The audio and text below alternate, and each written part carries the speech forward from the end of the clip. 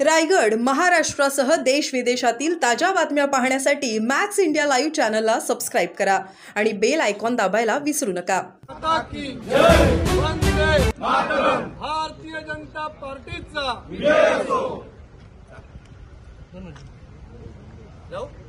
लोकेंचा कसा पक्ष वाढण्यासाठी फायदा होईल का? बघा, मंगेश लोके एका नुसतं एका गावापुरते कार्यकर्ते नाही आहेत, पण वैभववाडी तालुका म्हणून आणि सिंधुदुर्ग जिल्हा म्हणून आतापर्यंत त्यांनी ज्या पक्षामध्ये शिवसेना उभाटामध्ये काम करत होते तिथे अतिशय प्रामाणिक पद्धतीने त्यांनी तो पक्ष वाढवण्यासाठी आतापर्यंत ते प्रयत्न करत होते। शेवटी त्यांचा हेतू विकासाचा आहे, गावाचा, तालुक्याचा, जिल्ह्याचा विकास झाला पाहिजे हा त्यांचा मुख्य दृष्टिकोन आहे। आणि हीच प्रमुख एकच मागणी त्यांनी मला प्रवेशाच्या वेळी ठेवली की मानितेजी, तुमच्या भारतीय जनता पक्षामध्ये मी प्रवेश करत असताना माझ्या गावाचा, तालुक्याचा तुम्ही विकास करावा, हा एकमेव त्यांची मागणी होती। त्या दृष्टिकोनातून आज आदरणीय पंतप्रधान मोदीजी, आमचे मुख्यमंत्री आदरणीय देवेंद्र फडणवीसजी, आमचे प्रदेश अध्यक्ष आदरणीय रवी चव्हाणजी, आमचे खासदार सन्मान्य राणे साहेब, आमचे जिल्हा अध्यक्ष सन्मान्य प्रभाकर सावंतजी आणि भारतीय जनता पक्षाचे सर्वच आमचे जे प्रमुख नेते मंडळी आहेत त्यांच्या सगळ्यांच्या नेतृत्वाखाली, मार्गदर्शनाखाली आज त्यांनी भारतीय जनता पक्षामध्ये प्रवेश केलेला आहे।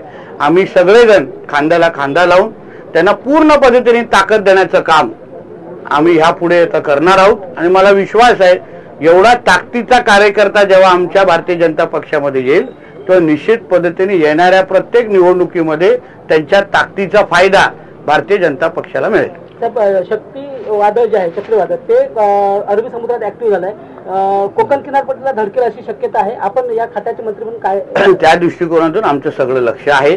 आमचं वादळ कुठल्या दिशेने काय होऊ शकतं त्या बाबतीमध्ये सरकार म्हणून आणि प्रशासन म्हणून आम्ही सतर्क आहोत। सर, संजय राऊत असं म्हणतात की पुणे मेट्रोच्या कामात भाजपच्या आणि शिंदे गटाच्या लोकांनी 12,000 कोटी रुपये खाल्ल्याचं वाटतं। ठीक आहे, आता कोणी काय खाल्ले हा बघण्यासाठी काय तिकडे वेटर होता काय? म्हणून त्यांनी या गोष्टीची चिंता सगळ्या करू नये। कोरोनाच्या काळात त्याच्या मालकाने आणि त्याच्या मालकाच्या कुटुंबाने किती खाल्ले ह्याचा पहिलं त्यांनी महाराष्ट्राला हिशोब द्यावा आणि मग बाकीच्या खाण्यावर त्यांनी लक्ष द्यावं। मराठा समाजाचा जी आर जर रद्द झाला तर आम्ही 10 तारखेला मोर्चात मुख्यमंत्री देवेंद्र फडणवीस स्वागत करू, विजय वडेट्टीवार म्हणतात। ठीक आहे, विजय वडेट्टीवारांच्या गोष्टीवर तुम्ही जास्त लक्ष देऊ नका। तर 1993 मध्ये रामदास कदम यांच्या पत्नीने स्वतःला जाळून घेतलं होतं की जाळण्यात आलं होतं, असा प्रश्न उपस्थित केलाय अनिल परब यांनी। काय की शेवटी ह्याचे उत्तर जे रामदास कदमजींनी आरोप केला त्याचं उत्तर उद्धव ठाकरेंनी दिलं पाहिजे आणि अनिल परबच्या आरोपाचं उत्तर रामदास कदमजींनी दिलं पाहिजे, कारण का सत्य हे ते लोकच सांगू शकतात ना। कालपासून जी माहिती रामदास कदमजींनी बाहेर काढली बाळासाहेबांच्या संदर्भात त्याच्या बाबतीचं स्पष्टीकरण उद्धव ठाकरे का देत नाहीये? का गप्प आहेत? तुम्हाला अनिल परब का लागतोय? तुम्हाला भास्कर जाधव का लागतोय? तुम्हाला हे अन्य लोक का लागतायत? तुमच्या वडिलांबद्दल अगर कोणी अशी माहिती दिली असेल तर तुम्ही ठणकावून पत्रकार परिषदेमध्ये सांगितलं पाहिजे की बोलणारा व्यक्ती खोटं बोलतोय, माझ्या वडिलांची, माझ्या कुटुंबाची तुम्ही बदनामी करू नका, मी आबरू नुकसानीचा दावा टाकीन, बोलण्याची हिंमत उद्धव ठाकरेंनी खरं म्हणलं आतापर्यंत दाखवली पाहिजे होती।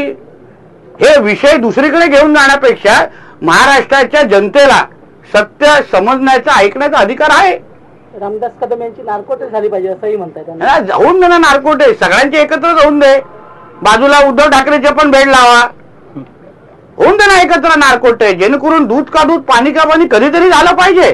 आम्ही दिशा साहेबांबद्दल बोलतो, आदित्य ठाकरे गप्प, आता बाळासाहेबांबद्दल विषय आला, उद्धव ठाकरे गप्प। ह्याच्यापेक्षा अगर नार्को टेस्ट अगर एकमेव मार्ग असेल तर एका बाजूला एक दुसऱ्याच्या बाजूला सगळ्यांना झोपवा आणि नार्को टेस्ट करून घ्या। नितेश राणेंचे पाहुणे स्वित्झर्लंडवरून येणार होते का असा आरोप जो आहे त्यांनी केला आपल्या अनिल परब यांनी।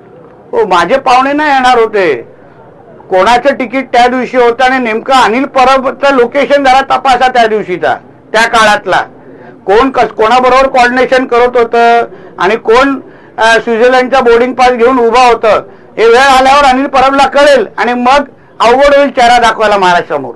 उद्धव ठाकरेंनी पत्रकार परिषद घेतली, त्यांनी असं म्हटलंय की निवडणूक आयोगाला मला पक्षाचं नाव देण्याचा अधिकार नाही असं ते म्हणतात। आता शेवटी या सगळ्या आरोपांवर बद्दल ते निवडणूक आयोग आणि हे लोकच उत्तर देऊ शकतात ना. कोणी काही बालिश आरोप करेल आणि आम्ही त्याचं उत्तर द्यावं असं कुठे लिहिलेलं नाही. ओके.